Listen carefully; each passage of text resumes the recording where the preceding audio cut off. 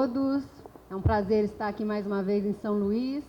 Eu já tive a oportunidade no ano de 2014 de estar aqui em alguns trabalhos, não pela CACB, mas por outros clientes que eu atendi aqui. Então é uma honra para mim estar nessa casa e poder conversar um pouco com vocês sobre o mesmo assunto, mas com outro olhar, com uma outra vertente.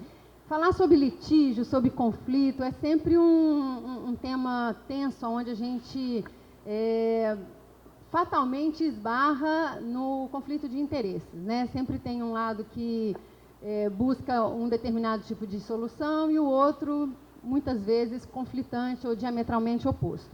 Só que o nosso objetivo aqui com essa palestra, a gente não vai tratar do lado jurídico do conflito, até porque nossos colegas aqui anteriores tiveram a oportunidade e brilhantemente explanaram para vocês sobre as questões mais jurídicas do conflito. A gente vai tratar aqui sobre as oportunidades, basicamente, que esse conflito pode trazer, especialmente para os senhores e senhoras que são empresários. E muitas vezes a gente não percebe essa oportunidade que a gente tem nas mãos.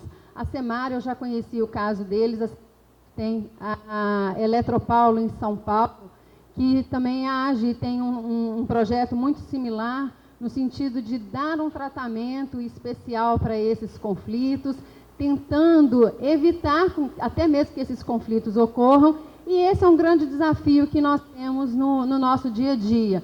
Além de tratar aquele conflito que efetivamente se instala, é a gente aprender com esses conflitos e, na maioria das vezes, buscar uma forma desses conflitos não se instalarem.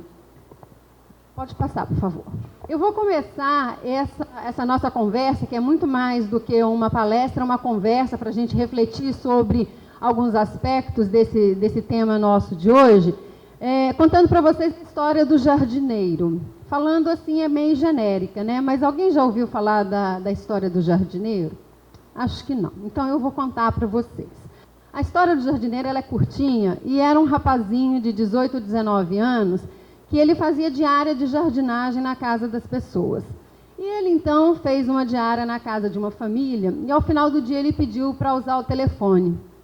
O dono da casa permitiu que ele usasse o telefone e, como estava próximo da onde ele estava sentado, ele não pôde deixar de ouvir a conversa.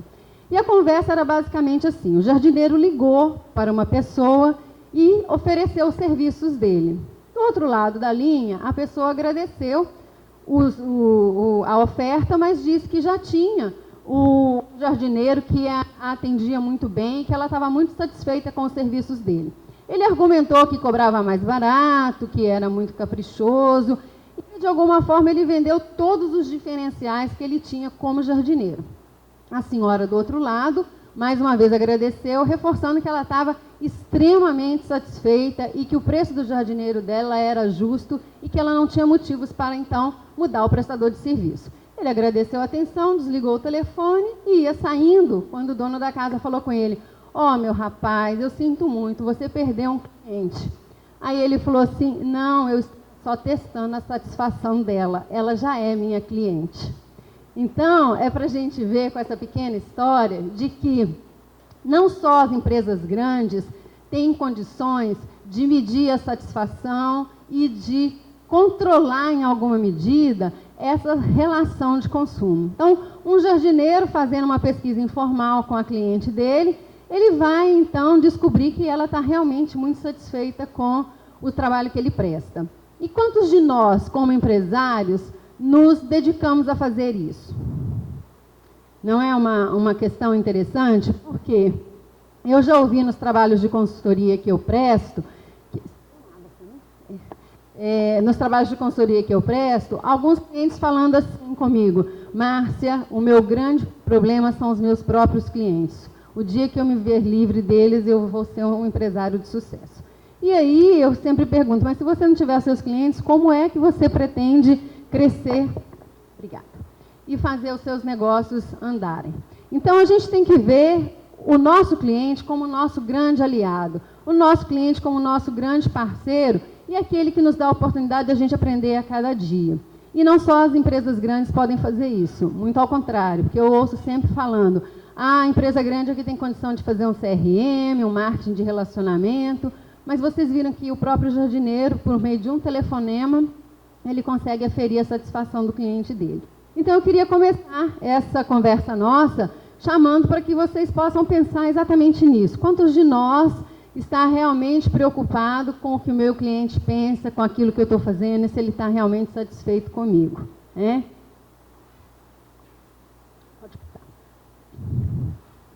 Porque todos nós aqui, que somos empresários, eu acredito que todos os dias, qual que é o nosso objetivo? Conquistar novos clientes, reter aqueles que nós já temos, para que a gente tenha uma carteira de clientes que nos garanta a prestação de serviço ou a venda que eu faço. Então, todo esse recurso que nós gastamos investindo nos clientes, a gente tem que saber que ele é um investimento realmente, não é um gasto. E eu costumo sempre falar, o que a gente investe nos clientes tende a retornar para a gente em igual número ou até maior. E eu gostaria de propor a vocês algumas reflexões que eu sei que no dia a dia nós acabamos não tendo condições de fazer isso muito no detalhe. Até porque muitos de vocês eu tenho certeza que é o administrativo, financeiro, comprador e aquele que cuida da empresa como um todo. Então, a gente acaba passando batido em algumas questões e a gente pensa assim, a minha pergunta para vocês é, vocês sabem como anda a imagem de vocês junto ao cliente?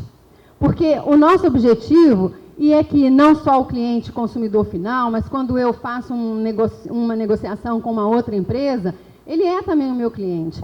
E a forma como eu tenho agido no mercado, eu paro para pensar como que esse cliente ou os meus clientes me enxergam, como é que é a minha reputação, como é a imagem que eles levam de mim. Eu não quero que vocês me respondam agora não e não precisem, são só algumas reflexões para que vocês possam levar para os negócios de vocês, porque tudo isso que a gente está falando aqui, em alguma medida, impacta nessa relação de consumo e nessa quantidade de litígio, de conflito que acaba sendo gerada mês a mês, ano a ano, que vem engrossando os estoques do judiciário brasileiro, como nós aqui vimos anteriormente. Então, é para a gente ver que o litígio, o conflito, ele não nasce depois que está grande, ele nasce no pequeno, às vezes numa relação de consumo pequena, como o próprio representante da SEMAR falou. Né? Às vezes são causas tão pequenas que não justifica esse processo se arrastando pelo tempo. Mas isso tudo interfere em quê? Na nossa imagem também. Então, como que eu sou vista pelo meu cliente? Eu preciso me preocupar com isso. Pode passar. E como que eu quero que a minha empresa seja reconhecida? Eu quero que ela seja reconhecida como uma empresa que não dá atenção para o cliente, uma empresa que não retorna. Então, quantas vezes eu vejo as pessoas falarem assim, eu tenho vários canais de comunicação com o meu cliente. É o telefone, é o e-mail, só que ele leva, às vezes, 10 dias para responder um e-mail. E eu sempre digo, não ofereçam canais de comunicação com o cliente que você não consiga gerenciar. Porque o cliente, ainda mais nos dias de hoje, todo mundo já falou isso aqui, com o advento da internet, com o mundo online na palma da mão, ele não quer uma resposta daqui a 30 dias. Ele não quer um call center que deixa ele lá parado, esperando, ouvindo aquela musiquinha irritante. Então, é importante que a gente pense o seguinte, na maioria das vezes, é preferível que eu tenha um canal para que esse cliente se comunique comigo, mas que seja um canal eficiente, um canal que eu possa dar a ele a resposta o mais rápido possível. Então, a gente precisa pensar como que nas minhas pequenas atitudes do dia a dia, eu posso melhorar essa minha relação com o cliente e essa forma como ele me vê no mercado. E como que os meus concorrentes, os meus pares no mercado me enxergam. A gente precisa pensar nisso. Parece que o dia a dia é tão rápido e a gente não tem tempo de cuidar dessas coisas, mas isso faz diferença na forma como que nós nos relacionamos, tanto com o cliente quanto com outros parceiros. Uma outra reflexão, como que eu tenho contribuído, eu como empresa, tenho contribuído para uma sociedade mais justa? E a gente está falando o tempo todo de acesso à justiça, de litigiosidade, de problemas nas relações de consumo. Vocês viram que a apresentação anterior, o número de causas de relações de consumo, elas aumentam em muito maior proporção do que as demais. Então, são causas que muitas vezes nós podemos tratar no nosso negócio. E como, então, que eu, minha empresa, tenho contribuído para essa sociedade mais justa? Será que eu tenho contribuído? Mais uma vez, vocês não precisam me responder agora, mas levem essas perguntas para que vocês vejam que muitas ações pontuais e pequenas que vocês tomarem no dia a dia podem fazer impacto nesse número como um todo. Como a minha empresa tem o processo de gestão? Como que é esse processo de gestão? É um processo que vem de cima para baixo, manda quem pode e obedece quem tem juízo, ou é um processo compartilhado? É um processo onde eu ouço as pessoas que trabalham comigo, os meus fornecedores, ou eu acho que eu sou o dono da verdade e eu não preciso da opinião de ninguém?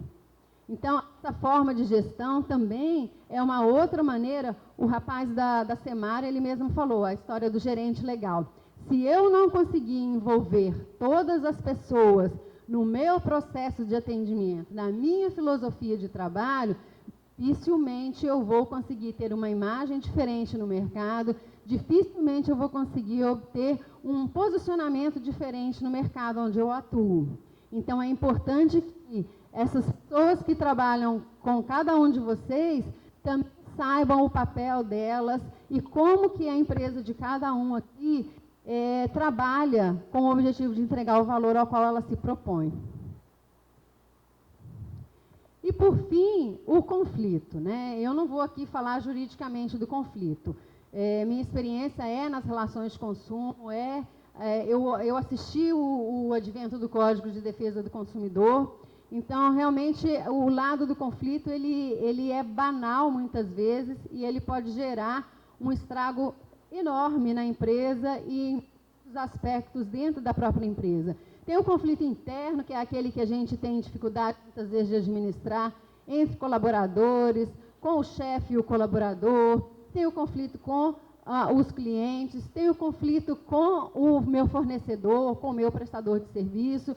E, normalmente, via de regra, o conflito surge em função das divergências e dessa negação da cooperação. A mediação vem exatamente para isso, tentar chamar as pessoas a um nível de menor